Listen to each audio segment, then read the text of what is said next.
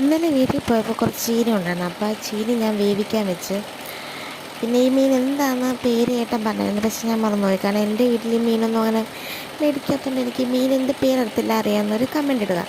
അപ്പോൾ ഈ മീൻ കറി ഞാൻ പുളിയും മുളകും വെക്കാമെന്ന് വെച്ച്. പിന്നെ 2 മീനെടുത്ത് ഞാൻ വറക്കാൻ, കാരണം ഏട്ടന് മീൻ വറുത്തത് വേണം, അതുകൊണ്ട് മീൻ വറക്കാനെടുത്ത്.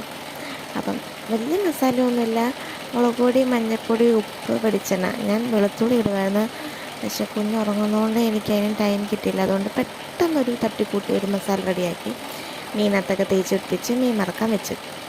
അത് കഴിഞ്ഞിട്ട് പിന്നെ ഞാൻ മീൻ കറി റെഡിയാക്കാൻ പോയി. മീൻ കറി ഞാൻ പിന്നെ വീഡിയോ എടുക്കാൻ എനിക്ക് സമയം കിട്ടാത്തതുകൊണ്ട് പെട്ടെന്ന് അതും ചെയ്ത്. കാരണം കുഞ്ഞുണരുന്നതുകൊണ്ട് എനിക്കെല്ലാം ചെയ്യണം. എന്നാലും കുഞ്ഞുണർന്ന്, എന്നാലും നമ്മളെല്ലാം ചെയ്ത് തീർക്കണമല്ലോ.